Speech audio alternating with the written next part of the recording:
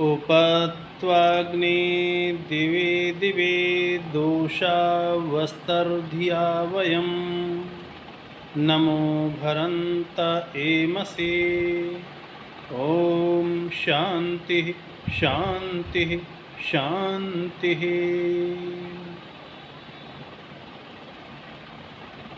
धर्म प्रेमी सज्जनों, पूजा और वंदना के योग्य मातृशक्ति, आज हम इस सत्संग भवन में प्रभु भक्ति से संबंधित कुछ चर्चा करने के लिए एकत्र हुए हैं।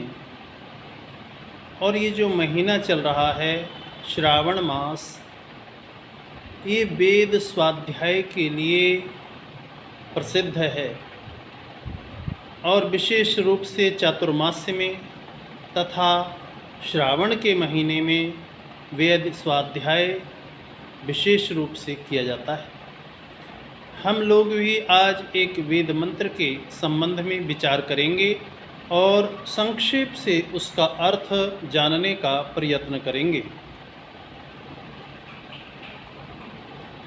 वेद के संबंध में लोगों में ऐसी धारणा है कि वेद तो बहुत कठिन हैं, उन्हें हम कैसे पढ़ें, हमारी समझ में नहीं आते। लेकिन वेदों का रुचिपूर्वक, मन लगाकर, श्रद्धापूर्वक स्वाध्याय करने से पता चलता है कि वेद कठिन नहीं हैं। वेद तो बहुत सरल हैं। सबसे अगर कोई सरल है तो वेद का ज्ञान ही है। कठिन तो अज्ञान होता है, अविद्या होती है, जो हमारे सीधे साधे मार्ग में बाधा बन कर के खड़ी हो जाती है। हमें जो ज्ञान है, जो सत्य ज्ञान है, वेद का ज्ञान है, वो तो हमें और मार्ग दिखाता है, मार्ग प्रदर्शक है। इसीलिए वेद बहुत सरल है। एक और बात मैं आपको बता दूं, इससे और अच्छे से समझ में आ जाएगा। आपके छोटे छोटे बच्चे होंगे, हाँ, जब आप अपने छोटे बच्चे को कुछ समझाना चाहते हैं तो कठिन करके बताते हैं कि सरल करके समझाते हैं। कोई भी माता पिता अपने बच्चे को कुछ भी बताएगा तो सरल करके समझाता है ताकि बच्चे के अच्छे से समझ में आ जाए। लेकिन वह परमपिता परमात्मा तो अत्यंत दयालु है, कृपालु है और हम सब उसकी संतान हैं। उसने हम सब के कल्याण के लिए जो वेद ज्ञान दिया है, तो फिर वो कठिन करके क्यों देगा? उसने तो इस तरह से ज्ञान दिया है कि कम से कम पुरुषार्थ में हम उसके द्वारा दिए हुए ज्ञान को समझ सकें और धारण करके अपने जीवन का कल्याण कर सकें, दूसरों का भी मार्ग प्रदर्शन कर सकें। तो आइए, अभी जो मैंने मंत्र बोला, इस मंत्र को पुनः दोहरा लेते हैं। इसके पद बड़े सरल हैं, छोटे छोटे पद हैं और इनका अर्थ जब समझेंगे तो पता चलेगा, हाँ, वास्तव में वेद बड़ा सरल है।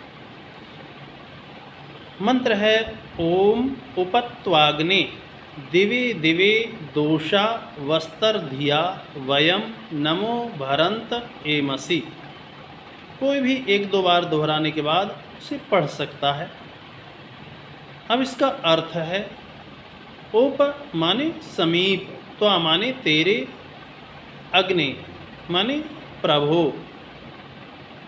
दिवे दिवे रोजाना प्रतिदिन, दोषावस्था दिन और रात, धिया बुद्धि के द्वारा, और वयम माने हम सब, नमो माने नमस्कार के भाव से, भरंत भरते हैं, एमसि प्राप्त होते हैं।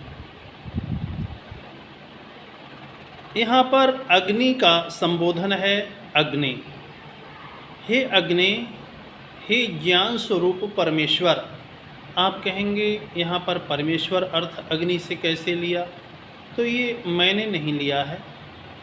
इसी प्रकार से हमारे जो पथ प्रदर्शक आर्य समाज के संस्थापक महर्षि दयानंद सरस्वती ने भी अग्नि शब्द का अर्थ परमेश्वर किया है, जो सबका मार्गदर्शक है, पथ प्रदर्शक है, जो आगे ले जाता है। अग्नि शब्द का अर्थ वास्तव में क्या है? महर्षि दयानंद सरस्वती से पूछा तो उन्होंने कहा, मेरा अपना कुछ नहीं है, जो भी मैं लिख रहा हूँ, कह रहा हूँ, वह सब जो ऋषि मुनियों की परंपरा है, ब्रह्मा से लेकर जैमिनी पर्यंत जितने भी महात्मा, ऋषि, मुनि, तपस्वी, ज्ञानी हुए हैं, उन्होंने जिन सिद्धांतों का प्रतिपादन किया है, जिन वैदिक सिद्धांतों को माना है, उन्हीं वैदिक सिद्धांतों को मैं आगे बढ़ा रहा हूँ, प्रचार करने का प्रयत्न कर रहा हूँ। तो इस बात को पढ़ करके जब अवलोकन किया तो यास्काचार्य द्वारा प्रतिपादित निरुक्त को देखा तो उसमें भी लिखा है, अग्नि शब्द का अर्थ करते हुए यास्काचार्य लिखते हैं, अग्रणी भवति इति अग्नि, जो आगे रहता है, आगे चलता है, आगे ले जाता है, जो अग्रणी है, नेतृत्व करने वाला है, पथ प्रदर्शक है, वसे अग्नि कहते हैं। अग्रम अग्रम नयति इति अग्नि, जो आगे को ले जाने वाला है वह भी अग्नि है, आगे को ले जाता है। तो कहा अर्थ हुआ उप माने समीप, त्वा माने तेरे, अग्नि माने प्रभो, ज्ञान स्वरूप परमेश्वर, पथ प्रदर्शक परमेश्वर। हम क्या करते हैं? आपके पास आते हैं। कैसे आते हैं? देखो, जो अग्नि है वो आगे को ले जाने वाला है। कैसे ले जाता है? अग्नि संबोधन है, परमेश्वर संबोधन दिया है। अग्नि भौतिक अग्नि को भी कहते हैं, प्राण को भी अग्नि कहा है, ईश्वर को भी अग्नि कहा है, विद्युत भी अग्नि होती है, जात वेदस भी अग्नि होती है, अंगिरस भी अग्नि होती है, बहुत प्रकार की अग्नि है। दक्षिणाग्नि होती है, आवासत्य अग्नि है, क्रव्याद अग्नि है, तो गार्हपत्य अग्नि है। तो बहुत सारे भेद दिए हैं, लेकिन उनके गुण के आधार पर ये भेद दिए हैं, नाम दिए हैं। तो यहाँ पर भी अग्नि परमेश्वर की वाचक है। भौतिक अग्नि भी होती है, वो भी आगे ले जाती है। ले जाती नहीं ले जाती है? हाँ, नहीं ले जाती, ले जाती है। देखो मैं अभी बताता हूँ आपको।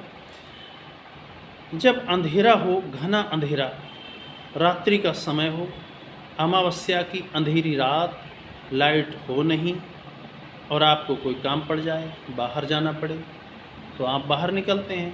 फिर क्या करते हैं? कोई दीपक जला लेंगे या टॉर्च जला लेंगे। टॉर्च को जब लेकर चलते हैं तो टॉर्च को पीछे करके लेके चलते हैं कि आगे को रखते हैं? आगे को लेके चलते हैं ना। हाँ, पीछे रखेंगे तो फिर दिखाई नहीं देगा, तो इसलिए आगे को रखते हैं। और आगे जब टॉर्च का प्रकाश होता है या दीपक का प्रकाश होता है, उसी प्रकाश में आप आगे बढ़ते हैं। तो आपको ले जाती नहीं ले जाती है? जहाँ तक जाते हैं वहाँ तक ले जाती है वो। तो इसी तरह से जब बच्चा छोटा होता है तो माता कुछ दूर तक ले जाती है, उसके बाद पिता कुछ दूर तक ले जाता है, और फिर आचार्य अपने ज्ञान अग्नि के द्वारा उसको मार्ग बताते हैं, उसका मार्ग प्रदर्शन करते हैं, मार्ग दिखाते हैं, ज्ञान बताते हैं। उसके पश्चात फिर परमेश्वर तो सब जगह ले ही जाता है। जब कभी हमारा कोई काम अटक जाए, किधर से भी रास्ता दिखाई ना दे, सब मार्ग बंद हो जाएं, हम किंकर्तव्य विमूढ़ हो जाएं, तो फिर क्या करते हैं?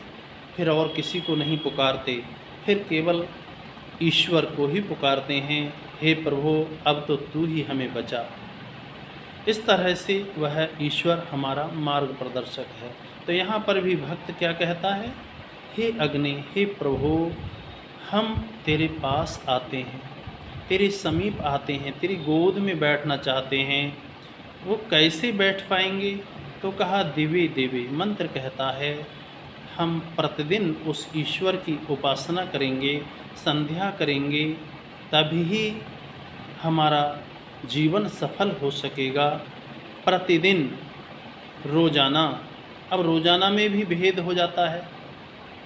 नवरात्र चल रहे ना, तो नवरात्रों में क्या करते हैं लोग 9 दिन तक। उनसे को कितने व्रत किए हैं आपने? बोले पूरे रोज़ाना 9 दिन तक हमने कुछ नहीं खाया है। वो भी रोज़ाना हो गया। अभी इस समय श्रावण मास चातुर्मास से चल रहा है और 120 दिन तक लगातार। किसी से कहा, बोले मैंने रोज़ पूरे चौमासा रोज़ स्वाध्याय किया है, वेद मंत्रों का स्वाध्याय किया है। ये भी रोज़ हो गया।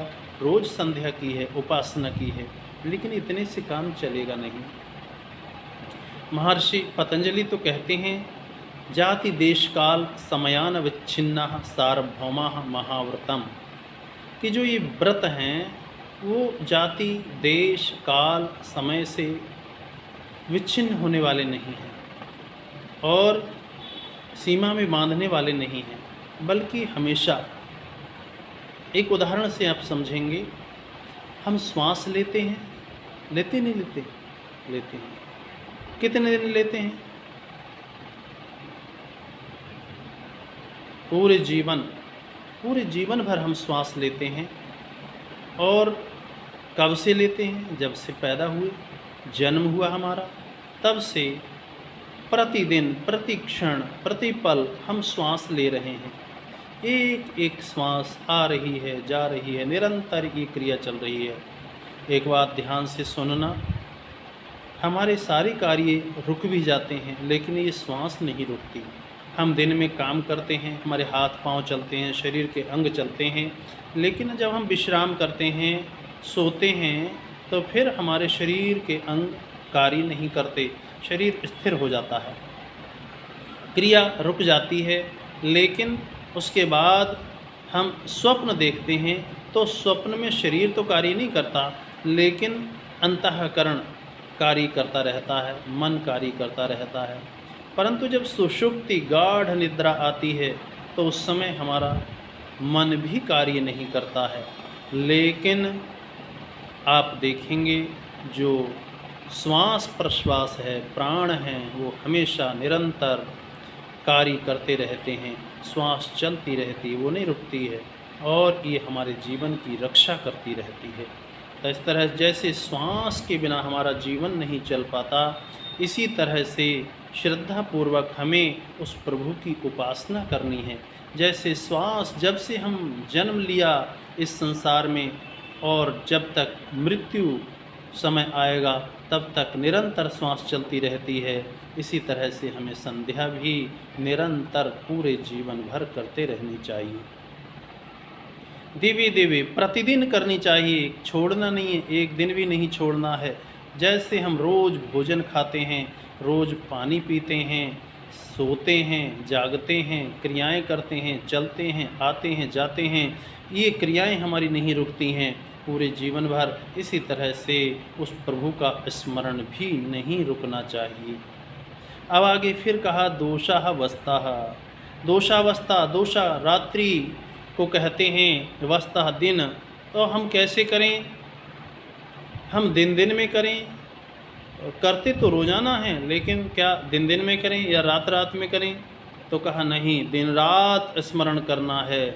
देखो, अगर ईश्वर को एक क्षण भी हम भूल जाएं, तो उसी क्षण हमारे जीवन में दोष आ जाते हैं, बुराइयां आने लगती हैं, गंदगी आने लगती है, अपवित्रता आने लगती है। इसीलिए प्रतिपल, प्रत्येक क्रिया करते हुए, प्रत्येक कार्य करते हुए, प्रत्येक बात करते हुए, स्वाध्याय करते हुए, चिंतन करते हुए हमेशा उस प्रभु को याद रखना, कभी उसे भूल मत जाना।